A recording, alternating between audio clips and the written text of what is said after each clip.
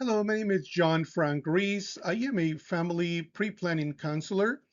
If you're watching this video because you personally or a loved one is experiencing an end-of-life situation, my heart and prayers go out to you. I've been there personally. I know it's very difficult.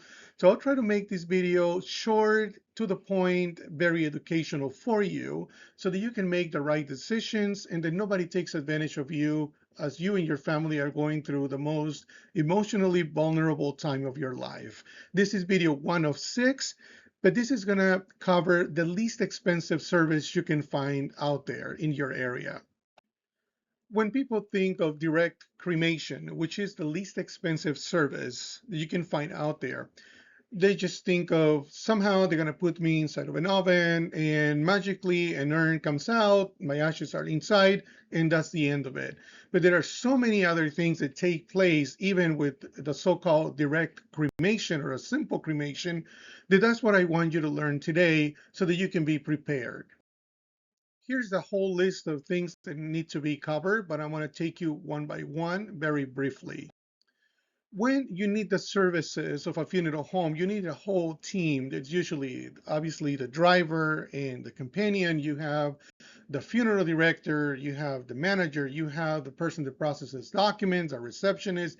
There's a whole team behind putting a service together, no matter how simple that is. It starts with the transportation from the place of passing to the funeral home.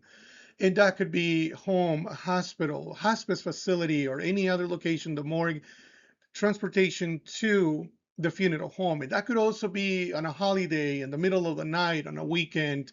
The funeral home have to have these crews that are always available upon call to go and take care of your family needs.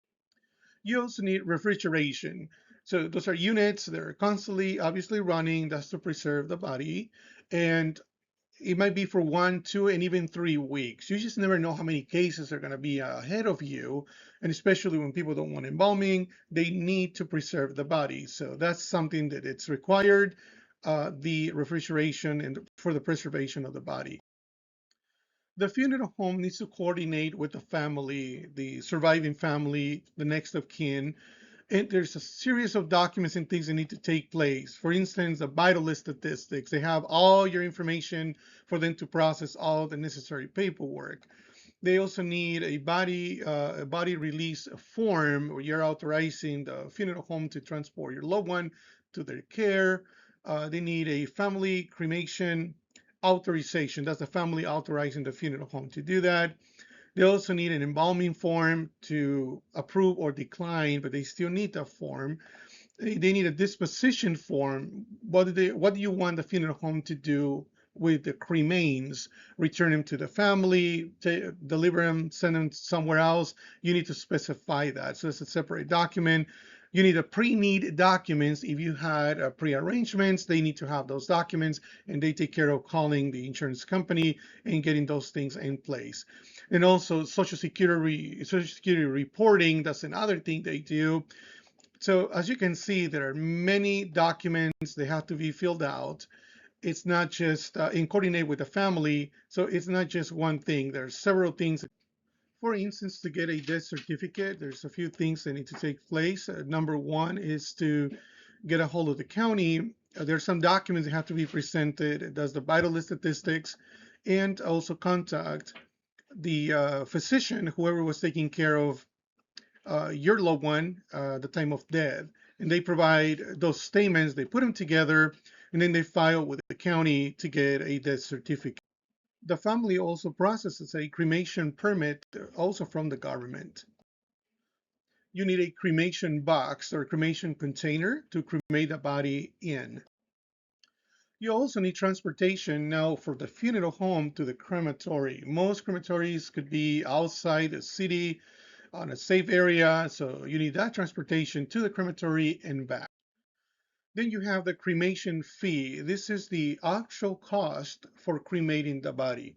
This excludes everything else. The cost for this could be anywhere from $350 to $800, depending on the city, depending on the area. And again, it doesn't include any of the other services.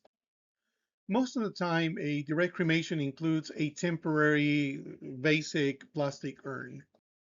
In summary, these are the services that are covered within a direct cremation package.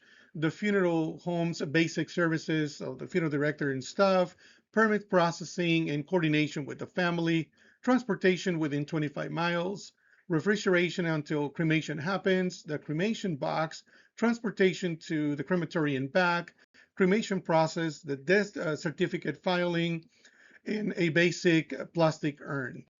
What is the actual cost? The average cost for a direct cremation is $3,500 to $4,500, but many funeral homes have discounted packages that can go anywhere from $1,300 to $2,500. And the purpose of that is because they want to take care of the families that are low income, and sometimes when families are there, they ask for other services.